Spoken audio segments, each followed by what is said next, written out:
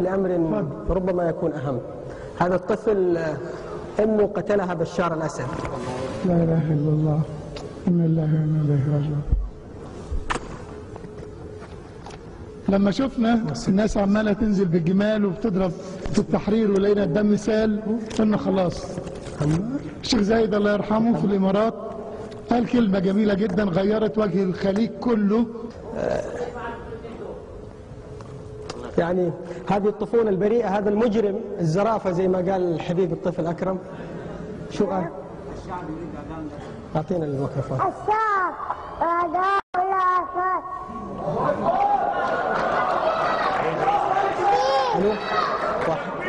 تكبير تكبير تكبير تكبير تكبير تكبير تكبير. الشعب فريق أعداء أسد. الشعب أعداء أسد.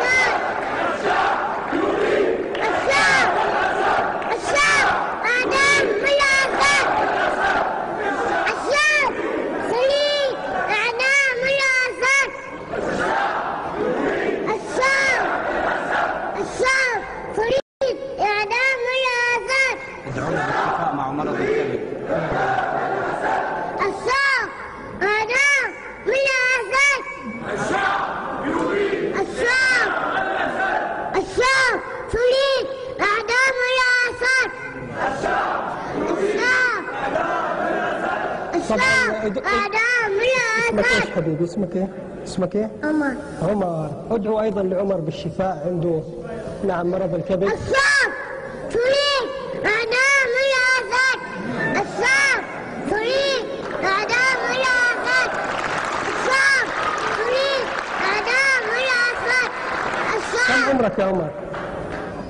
كم عمرك؟ سنة؟ اثنين؟ 4. الدكتور عبد العال وينه؟ وين رائد الطب الشعب البديل؟ فريق وين الدكتور إعدام عبد الأسد.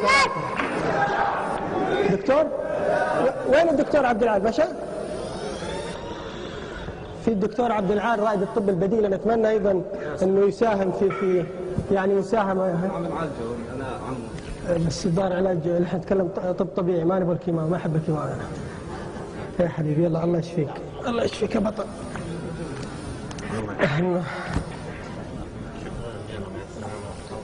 طيب خلينا ناخذ مداخله هاتفيه، يعني اتمنى تكون الاخيره عشان يدوب نقول كلامات انا والله زيكم سامحوني يعني.